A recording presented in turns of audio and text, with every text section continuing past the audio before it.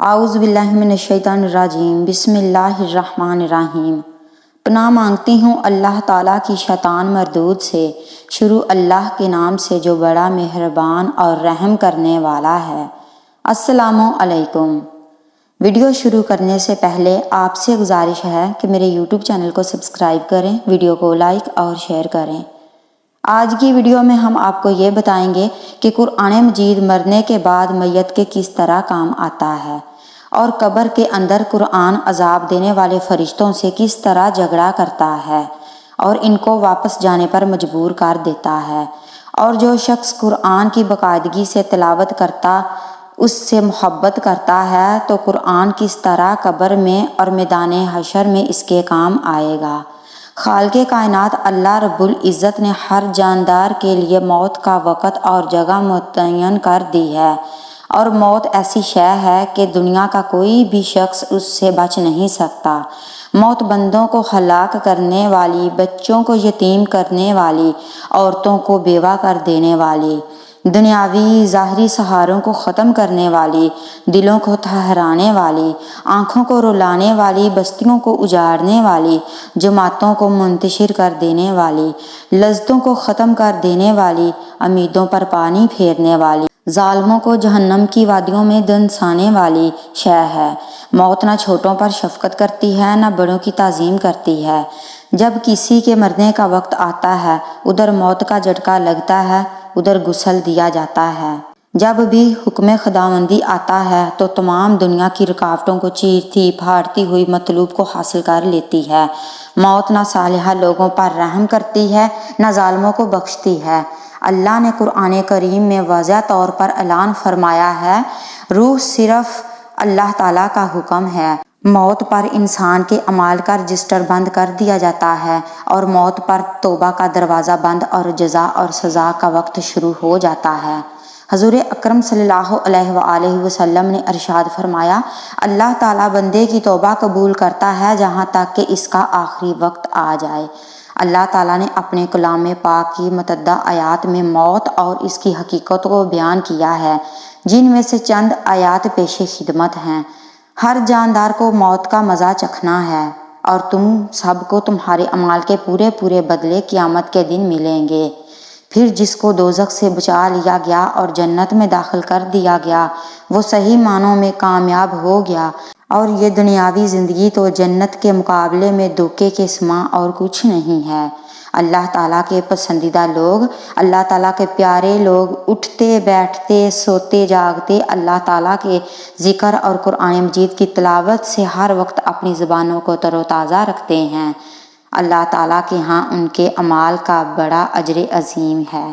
جب انسان پر اللہ تعالیٰ کے حکم سے موت غالب آتی ہے تو قرآن اس کے قبر کے عذاب سے اس کی حفاظت کرتا ہے۔ یہ قرآن غسل کے وقت میت کے سینے میں چھپ جاتا ہے۔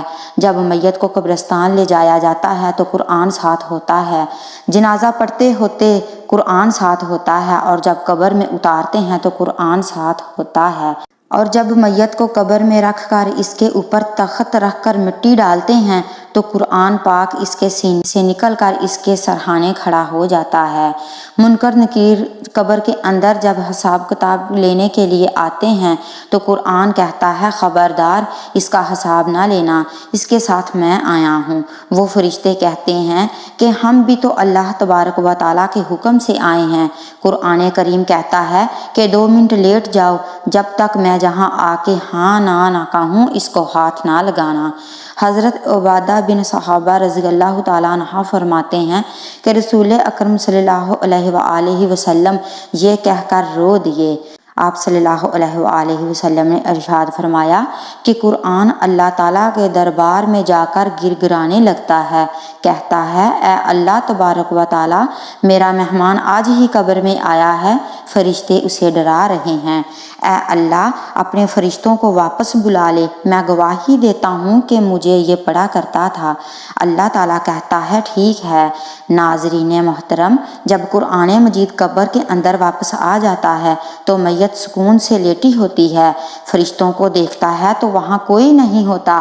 قرآن میت کو آواز دیتا ہے اور کہتا ہے کہ میں تیرے سے تھوڑی دیر آنے کے لیے جدا ہوا، مجھے صحیح صحیح بتا، تجھے کسی نے ستایا تو نہیں؟ کوئی کیڑا تو نہیں آیا، کوئی بچھو یا سانپ تو نہیں آیا، تجھے ستایا تو نہیں کسی نے؟ تو یاری میرے ساتھ لگا کے آیا ہے، تجھے کوئی نہیں ستائے گا۔ پھر قرآن میت کو کہتا ہے کہ میں تیرے سے دور جا رہا ہوں، ملاقات کے لیے روز آتا رہوں گا۔ پھر کہتا ہے ذرا آنکھیں کھول، آسمان کی طرف دیکھ، قبر کی چھت کی طرف دیکھ۔ میت دیکھتی ہے، 1000 فرشتے 4 چیزیں لے کر اس کی قبر میں اترتے ہیں، جنت کی اوڑھنی، جنت کا بچھونا، نور کندل، یاسمین پھول لے کر آتے ہیں۔ پھر فرشتے قبر کے اندر اس کے وجود کو اٹھاتے ہیں، پھر جنت کا گدا بچھاتے ہیں، پھر دائیں بائیں سے جنت کی ہوا چلنے لگتی ہے، اس کے سینے میں ایک پھول رکھ دیا جاتا ہے، پھر کہا جاتا ہے اگر ماں باپ بہن بھائی یاد آئیں تو اس خوشبو کو سونگھ لینا، تو اس کی خوشبو میں مست ہو جائے گا۔ پھر فرشتے جب جانے لگتے ہیں تو اس کی قبر میں نور کندل جلا دیتے ہیں اور کہتے ہیں کہ یہ قیامت تک جلتا رہے گا۔ اس کے بعد جب قرآن پاک قبر سے جانے لگتا ہے تو میت سے کہتا ہے کہ بے فکر ہو جا، اللہ تبارک و تعالیٰ سے وعدہ کر کے آیا ہوں، قیامت کی صبح تک تجھے کوئی بھی اٹھانے نہیں آئے گا۔ حدیث شریف میں آتا ہے کہ پھر قرآن مجید روزانہ میت کے گھر آتا ہے۔ اگر بیوی نے برقع پہن لیا، بچے مدرسے میں داخل ہو گئے، بیٹی نے قرآن پاک پڑھنا شروع کر دیا، تو یہ قرآن مجید میت کو جا کر خوشخبری سناتا ہے اور کہتا ہے کہ تیری اولاد سنبھل گئی ہے، تجھے مبارکباد دیتا ہوں، تو لیٹا رہ اور کھاتا رہے۔ پھر اگر اولاد بگڑ گئی، بیوی کے سر سے دوپٹہ اتر گیا، تو قرآن ایسی خبریں میت کو جا کر بتاتا تاکہ اس کا دل نہ دکھے۔ صحابہ کرام کہنے لگے یا رسول اللہ صلی اللہ علیہ وآلہ وسلم پھر کیا ہوتا ہے؟ آپ صلی اللہ علیہ وآلہ وسلم نے بیان کیا، گھر کی بے برکتی کو دیکھ کر قرآن پاک پڑھنے والوں کے لیے روزانہ دعا کرتا ہے، اولاد بے وفا، مال بے وفا، کاروبار بے وفا، خاندان بے وفا، اور اے لوگو تمہیں کس نے کہہ دیا اللہ تعالیٰ کا قرآن بے وفا ہے؟ ناظرین محترم، رسول اکرم صلی اللہ علیہ وآلہ وسلم معراج شریف پر تشریف لے گئے۔ آپ صلی اللہ علیہ وآلہ وسلم فرمانے لگے، جب جبرائیل علیہ السلام مجھے بیت المعمور کے پاس لے گئے تو وہاں میں نے ایک بزرگ کو بیٹھے ہوئے دیکھا، گھنی داڑھی والے تھے اور وہ یوں جھوم رہے تھے جیسے چھوٹے بچے قرآن مجید پڑھتے ہوئے دائیں بائیں جھومتے ہیں۔ میں نے جبرائیل علیہ السلام سے پوچھا کہ یہ کون ہیں؟ انہوں نے عرض کیا یا رسول اللہ صلی اللہ علیہ وآلہ وسلم یہ آپ کے والد ابراہیم علیہ السلام ہیں۔ آپ صلی اللہ علیہ وآلہ وسلم نے فرمایا قرآن تو میرے اوپر نازل ہوا ہے اور پڑھ حضرت ابراہیم علیہ السلام رہے ہیں۔ پوچھا یہ بچے کون ہیں جن کو یہ قرآن مجید پڑھا رہے ہیں؟ فرمایا نبیوں کی اولادیں، یوسف علیہ السلام کی کل اولادیں ہیں، حضرت نوح علیہ السلام کی اولادیں ہیں۔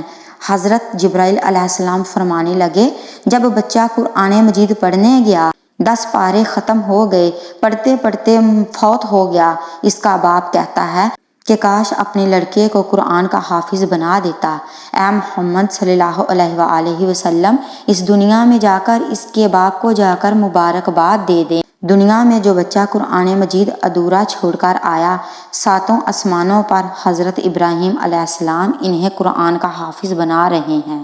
ناظرین محترم، قیامت کے دن تمام جہانوں کا مالک اعلان کرے گا اور کہے گا کہاں ہیں وہ لوگ قرآن والے؟ فرشتوں کو اعلان ہوگا اے میرے پیارے فرشتوں، جاؤ قرآن والوں کو تلاش کر کے لاؤ۔ پروردگار کے حکم پر فرشتے قلم اٹھائیں گے، فرشتے مڑ کر دیکھیں گے، اللہ تبارک و تعالیٰ ارشاد فرمائے گا کیا ہوا؟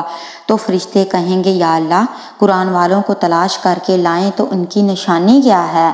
اے اللہ ان کا کون سا ایسا نور کا حصہ چمک رہا ہے؟ ان کا چہرہ چمک رہا ہے یا پیر چمک رہے ہیں؟ یا اللہ تبارک و تعالیٰ جس کے سینے میں قرآن تھا وہ چمک رہا ہے۔ حضرت ابراہیم علیہ السلام سے لے کر رسول اکرم صلی اللہ علیہ وآلہ وسلم تک کی ساری امتیں کھڑی ہوئیں، یا الہی تیرے قرآن والے کون ہیں؟ ناظرین محترم ذرا غور فرمائیں، اللہ تبارک و تعالیٰ ارشاد فرماتا ہے اور فرشتوں میدان محشر میں جتنے مرد اور جتنے بچے کھڑے ہیں ہر ایک کے منہ کو سونگھتے رہو، جس کے منہ سے عنبر کی خوشبو آ رہی ہو وہی میرا قرآن پڑھنے والا ہے۔ حضور اکرم صلی اللہ علیہ وآلہ وسلم نے ارشاد فرمایا، جب قیامت کے دن یہ امتی اللہ تبارک و تعالیٰ کا بندہ منہ لٹکائے آئے گا تو اس کے دونوں طرف سے بادل کے ٹکڑے چلتے آئیں گے۔ اللہ تبارک و تعالیٰ ارشاد فرمائے گا، شرمندہ کیوں ہے؟ پھر جب یہ بندہ سر اٹھا کر دیکھے گا تو ان بادلوں کے ٹکڑوں سے نور برسنے لگے گا۔ جب چھم چھم نور اس پر گرے گا تو پریشانی ختم ہو جائے گی اور دل کا غم ختم ہو جائے گا۔ وہ بندہ اللہ تبارک و تعالیٰ سے عرض کرے گا، یا اللہ یہ کیا معاملہ ہے؟